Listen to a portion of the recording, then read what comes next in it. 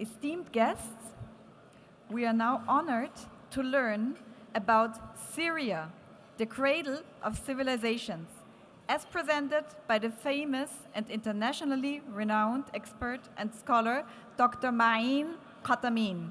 Please, the stage is yours. بسم الله الرحمن الرحيم. السلام عليكم ورحمة الله وبركاته. Ladies and gentlemen, good evening. Or, in Austrian, Guten Abend. Or, Ramsha Tava. Do you happen to know what is the meaning of Ramsha Tava? Anyone? Yes? No? No one knows what is Ramsha Tava? I'm very happy that no one knows what is Ramsha Tava. Should anybody know the meaning of the word, I would have ruined my speech. So thank you very much for that. Actually, Ramsha Tava is good evening in Aramic language. Not Arabic, Aramic. Aramic is the language of Jesus Christ and is the language of ancient Syria. I don't blame you for not knowing what is the meaning of Ramsha Tava, as only 1 to 2 million persons around the world know the meaning of this sentence, and most of them reside today in Syria. This language is recognized today by the UNESCO as an endangered language. And sadly, after 3,000 years of its existence, it may soon become extinct. As a Jordanian, I will talk to you tonight about Greater Syria, as this term comprises Syria, Lebanon, Palestine, and Jordan. I am a Jordanian from Syria who will talk tonight about Syria, but Syria to Syrians is not a country or a geographical territory. Rather, it is a story, and it is not a story that could be told. Rather, it is lived and passed by generations, not through letters and words, but through civilized prints and culture that is left behind on the face of time. So, for example, if you are a civilization lover, you will definitely find parts of this history in each one of the 30 civilizations that lived in Syria. The Babylons, Akkadians, Kurds, Aramic, Sumerians, Nabateans, Romans, and many, many more. But if you are auditory and have a tendency to learn through hearing, then you will enjoy the story told by the bell ringing of churches in Bethlehem, where Jesus Christ was born. Or you will view very interesting parts of the story on the stunning stone monuments of the rose city of Petra, which was carved 3,000 years ago and became one of the 7 wonders of the world. However, if you love nature, you will feel the warmth of the Syrian story in a Syrian morning sunbeam, or you will experience it as sadness carried by the last Jerusalem sunbeam before a sunset. The story of Syria is full of symbols, magic, and mystery, and does not tell everything at once. Rather, it passes its wisdom to a generation after another.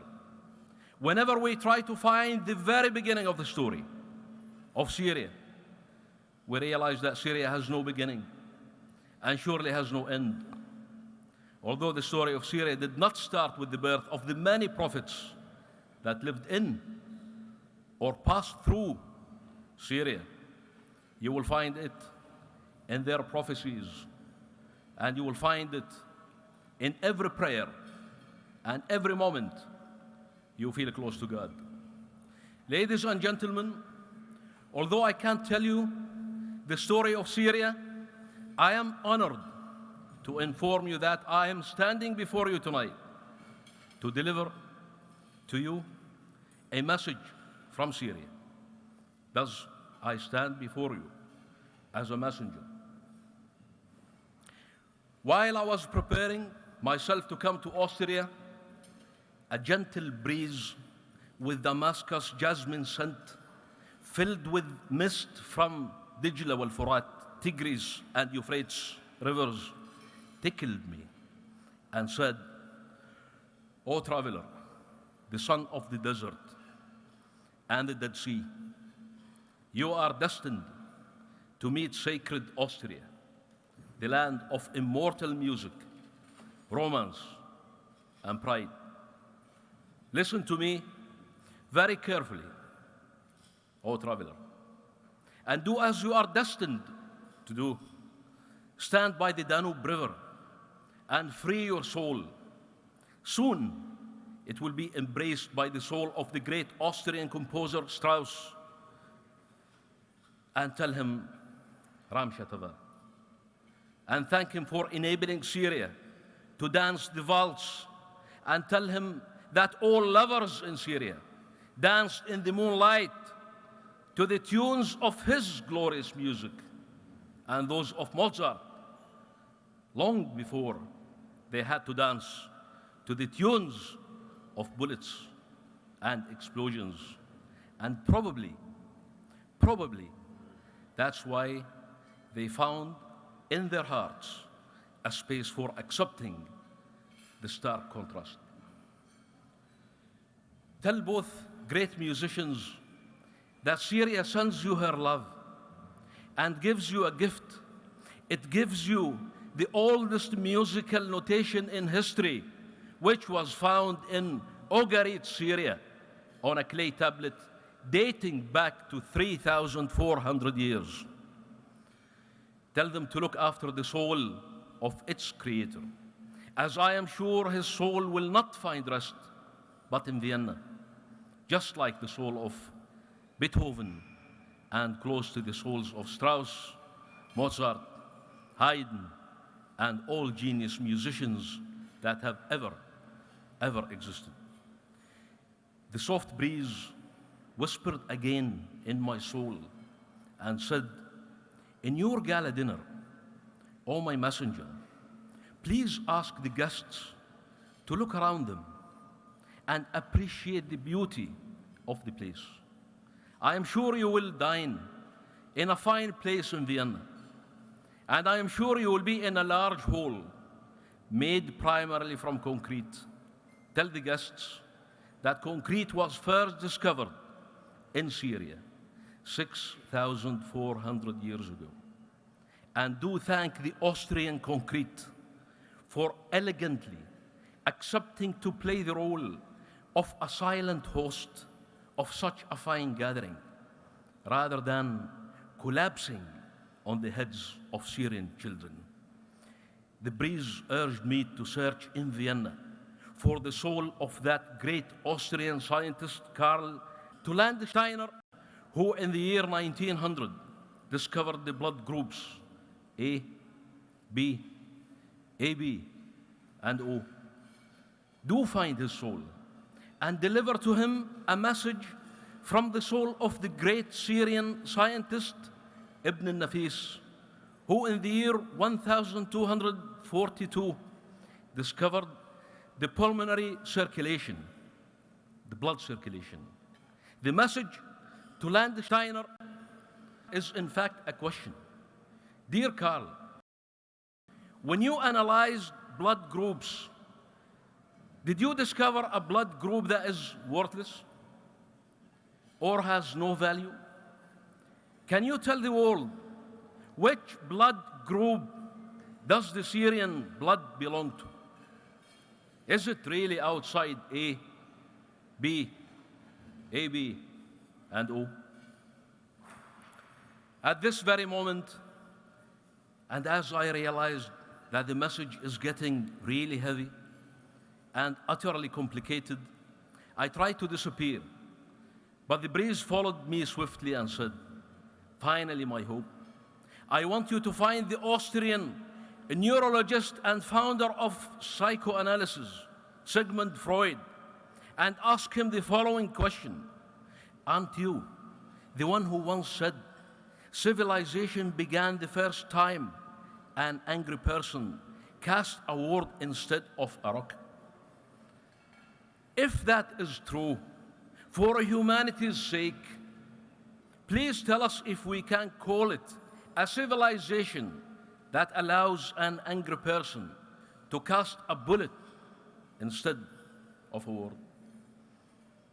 Oh, my dear traveler, although the dead don't ever come back, but Freud's soul might explain to your soul, why would anyone in the world plant or allows the planting of bombs in the Fertile Crescent in Syria, which is the most fertile place on this planet?